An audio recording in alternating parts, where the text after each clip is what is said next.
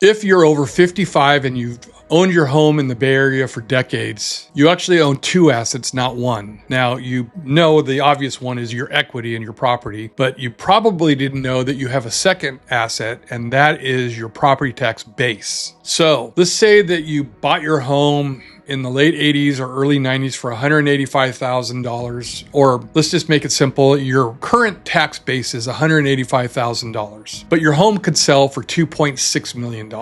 So that $185,000 tax base, if you're 55 and over, and this is your primary home, is a huge asset that you can take with you if you're going to buy within California's 58 counties. Most people leave this on the table because they missed the deadline to file the forms, and depending on one rule on how you buy your next house on the calendar, you could change your tax bill up to $3,000 a year in your favor, but it comes with some caveats. So I'm Lance Hulsey. I'm a broker at KW Thrive. I operate in Santa Cruz County and Santa Clara County mostly, but all over Northern California. I am not a CPA. I am not an attorney. This is only educational advice. This is not legal advice. So make sure you check with your CPA, your attorney, or your local county assessor on all these rules. You can also download Prop 19 from the California Board of Equalization. So just let's get into it. So Prop 13 came about in the 1970s, and it fixed your assessed value at 2% a year. Your home could have gone up 8 to 12% a year over the last 20 or 30 years. And that's why that $185,000 base value is worth $2.6 million on the open market. That difference is a huge asset. So that gap can be worth like $27,000 a year in tax savings based on a $2.6 million assessed value versus $185,000 assessed value. There used to be an old rule. It was called Prop 60 or Prop 90. It allowed you to move once within the same county in California. And that's why people didn't even move, because they were already living in the county. Why upset the apple cart? Why change their base value? Live in the house you're living in. But this allows you to move anywhere within the state of California in all 58 counties and take that base with you. Now, there are some caveats. You have to be 55 on the day that you close escrow on the house you're selling. This is for married and single people. Both homes have to be your principal residence. They can't be rentals. They can't be a legal entity that owns them, or investment properties. Now, if they're in a trust, that's okay, but you need to talk to your assessor about that. You have 2 years to buy or build your replacement property in either direction, and there are no extensions, so don't even think about going over that 2-year window. Like I said, you can move anywhere in all the 58 counties in California, and you can do this 3 times in your lifetime. It used to be only once. Now, here's the part where people get in trouble, and that is they forget to file the form. And the form is called, that's BOE-19-B, and you have to file it within the timeline or you'll miss out on this opportunity to take advantage of this Proposition 19 tax-based transfer. So let me give you some examples. So the first one is, let's say that you're going to downsize. You own a big house that your kids grew up in Sunnyvale, California. It's worth $2.6 million. You're going to move to Aptos, California. You want to be near the beach, and the house that you're going to buy is only worth $1.5 million. So you bought in Sunnyvale in 1994. You sold the house for $2.6 million. You have a $185,000 tax base. You're buying that house in Aptos for $1.5 million. It's close to the water. You can't pass it up. Your replacement cost is less than what you're selling for in Sunnyvale.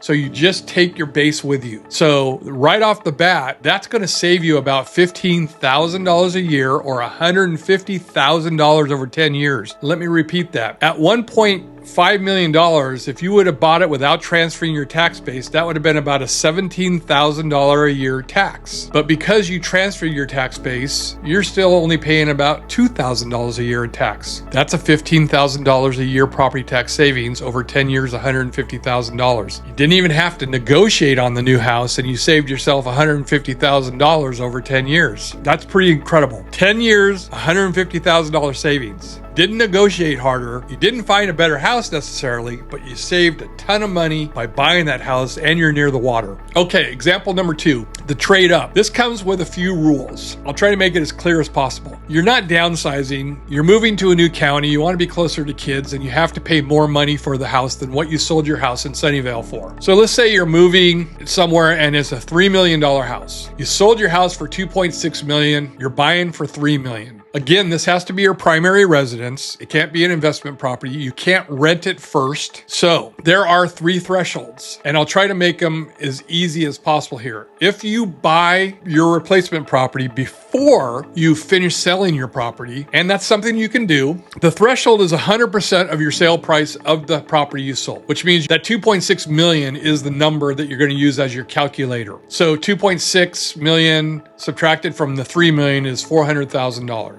But if you buy after the first year, that 2.6 million gets scaled up 105% to 2.730, so $2,730,000. So you're only adding $270,000 to that $3 million difference. So that 2.6 to 3 would have been $400,000 if you bought first. If you bought 8 months after, you get that increase, and it goes down to only $270,000 increase. Or if you buy 14 months after you sold your house, that scales up to 110%, and you only have to add about $140,000. So your new tax base is $325,000. With no transfer at all, you'd be paying $34,500 on a $3 million house, whereas on scenario A, B, and C, as you can see in this chart, you're either paying about $6,700, $5,200, or $3,700, depending on when you bought the replacement property. So that's a massive tax savings. Even in the first scenario, which most people probably will fall under, you've saved yourself over $250,000 in 10 years in property taxes. So this is why Prop 19 is so powerful. So the point is, it's not always good to wait, and you may not be able to wait, but the point is if you do wait, you might get some additional tax savings. So 6 mistakes that I see people make all the time. They miss the 2-year window, or they sell and then rent and look around, and then by month 25, they're saying, oh, I'm going to buy, and now the exemption is gone. So don't do that. Secondly, they don't file the form BOE-19-B on time with the county. You file it too late, there's no retroactive savings, and there might be a retroactive escape assessment. All right, thinking your house qualifies. It's the person that qualifies, not the house, on closing day. Both homes have to be your primary resident, and you cannot rent first and then buy later. Make sure you're buying that home as your replacement home, and it's your primary residence. Miscounting the 3. If you're married, ask your assessor how they count you as a couple. Assume 3 between you until you're otherwise told. I've been told by the assessor's office that each of you can individually apply for this exemption, which could essentially mean 6 times. 3 times each within a lifetime, but you definitely want to double check that with your local county assessor and get their word on it, not mine. All right, title trust mistakes. You bought it with an LLC, you bought it with the wrong trust, you're adding a kid to title. This can all trigger a reassessment. So work with your attorney or the county assessor's office before you do any of this, because if you put it into the wrong type of title, you could be losing this exemption. This is probably the biggest mistake people make. So be very, very, very careful about this, and consult a trust attorney, a land attorney, or somebody that works with the assessor's office, and get it in writing. Now, number 6 is confusing it with capital gains. Prop 19 is an annual property tax. It is not a capital gains, which is the one-time tax on the profit. Prop 19 does nothing for your capital gains. Capital gains is still a thing, and it's a totally separate thing. Just don't confuse the two. All right, again, this is not a capital gains issue. The 121 exclusion is $250,000 for a single, or $500,000 for a married person on that $2.6 million house. That has nothing to do with the conversation in this video. So don't confuse the two. You can't do this for rentals, second homes, vacation properties, investment properties, or properties that you're changing title through. So make sure that you do the title the way the assessor wants you to do it. This is not for out of state, so this doesn't work in Texas, Nevada, Arizona. So give it up as soon as you cross the California border. Inherited homes is different. There are harsher Prop 19 rules for inherited homes. Children generally must move into these homes if they inherit them. The cap is also $1,044,586 over the factored base value through February 15th, 2027. That'll probably be the next video I do, so subscribe. All right, so go find your tax bill, look at the assessed value line and not your market value. Write it down, because most people don't even know what their base value is or their assessed value is. That's the value that's going to transfer if you're 55 55 and over. All right, know what your transfer is worth per year before you even go out and look at the next home you're going to buy. And if you're going to buy down the road, remember that scale up. All right. And then I put it on a paper. So